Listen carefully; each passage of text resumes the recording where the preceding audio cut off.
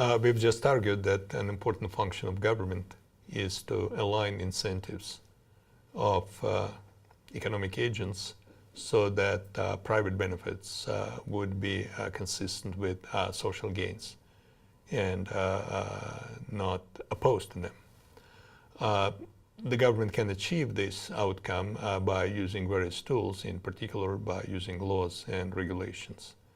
And we saw how this alignment can be accomplished in the case of contract enforcement by making sure that courts enact and enforce appropriate damages paid by contractors in case contracts are breached. So special mechanisms of contract enforcement maintained by government align incentives of the private parties, in this particular case of contractors, with those of social interests. Now let me give you another illustration of the same very important, critically important role of the government. And in this case, government's presence affects individual choices between different types of economic activities. Some of you might have heard that activities in modern economies can very crudely be divided between different groups and types, different clusters. And I should say right away that the borderline, the separation line between these two clusters that I have in mind is not always very clear. Sometimes, oftentimes, it might be quite blurred. But I'm talking about what is known as productive activities and rent seeking. A very general definition of productive activity is that this is an activity where an economic agent, an individual who is engaged in this activity, benefits from it. She's better off because she's engaged in this activity. But so is the society. In other words, productive activities benefits individuals that carry out such activities and the society simultaneously at once. The society and an individual are better off jointly as a result of this individual's engagement in productive activities. Speaking metaphorically, productive activity is such that increases social wealth, and this increase, in part or fully, is captured by the individual which is engaged in such activity. As opposed to productive activities, rent-seeking is something which is still individually rational. An individual who is engaged in rent-seeking is still better off because of that engagement, but the society is not better off. In fact, the society oftentimes is worse off as a result of an individual's engagement in rent-seeking, simply because rent-seeking does not create new wealth, does not create new value. An individual is better off simply because she redistributes to herself a part of the wealth or a part of the value that was already in the society. You can argue that productive activities are a positive-sum game, whereas rent-seeking at best is a zero-sum game. Oftentimes, rent-seeking is a negative-sum game. It is a negative-sum game simply because rent-seeking suppresses incentives of the individuals who would like to be engaged in productive activities from such engagement, because such individuals suspect that some of the returns, some of the payoffs to their productive activities will be taken away from them by rent seekers. So the damage of rent seeking to the society is twofold. First of all, the society suffers because some resources are redeployed from productive use to rent seeking.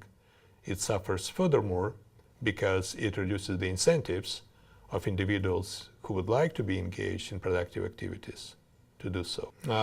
Rent-seeking and productive activities are perhaps the clearest case when individual rationality and social needs are diametrically opposite to each other, and therefore it's paramount for good governments to redirect human resources and other resources which exist in the economy from rent-seeking to productive activities. The important thing to keep in mind is that resources which are available in the economy are most of the time multi-purpose resources. And this is certainly the case with human resources. Individuals decide in which areas of economy to operate, what careers what jobs, what functions, and so forth to choose for themselves depending on the anticipated payoffs.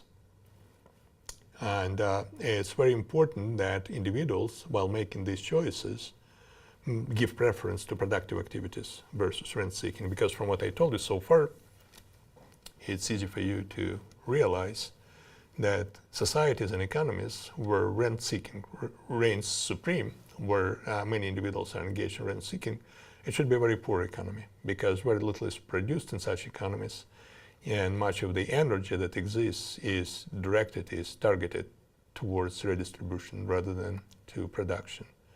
Vice versa, if there is an economy where all of the energy, talent, entrepreneurship, time, effort, and so forth are contributed to productive activities, in such economies we should expect a lot of prosperity.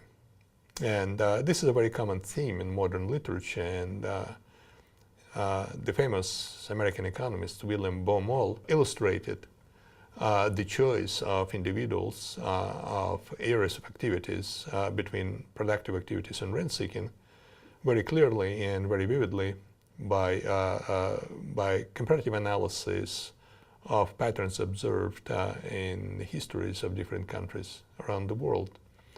If you look back into the history, you see that certain periods of time in certain countries features literally explosions of entrepreneurial activities.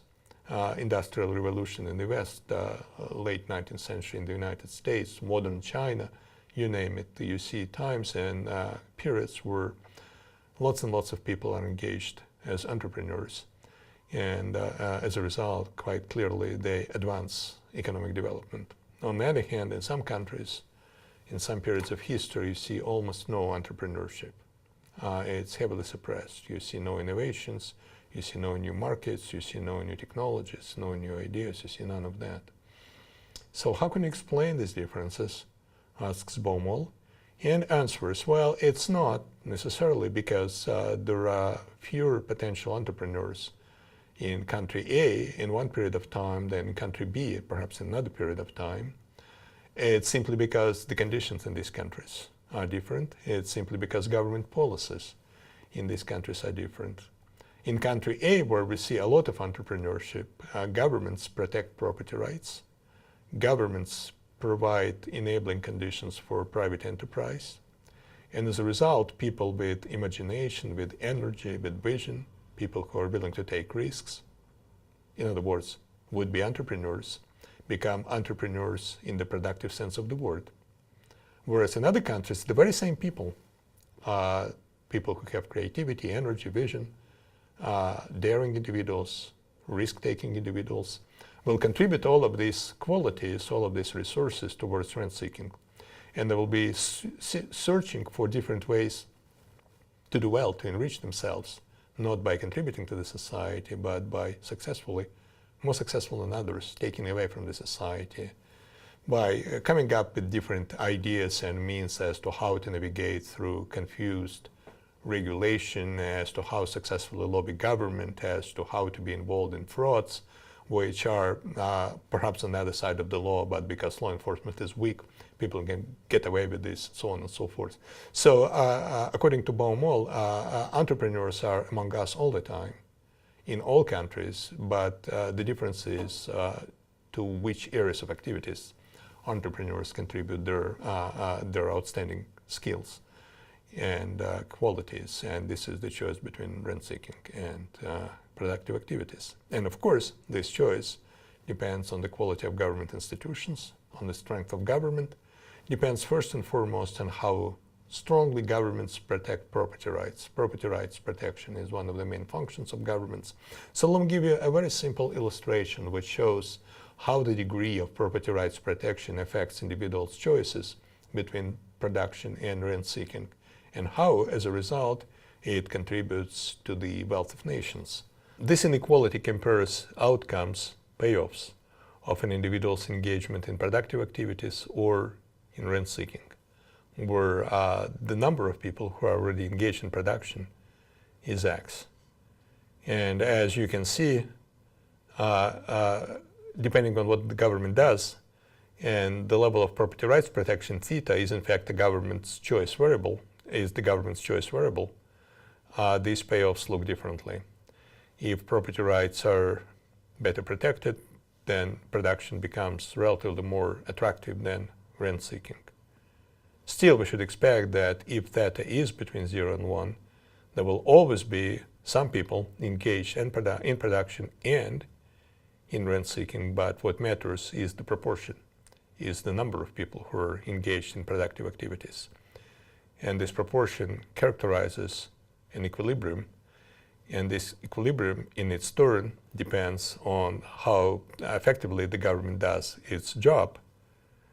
And this equilibrium itself affects the wealth of this economy. Let me illustrate to you this equilibrium by a simple diagram.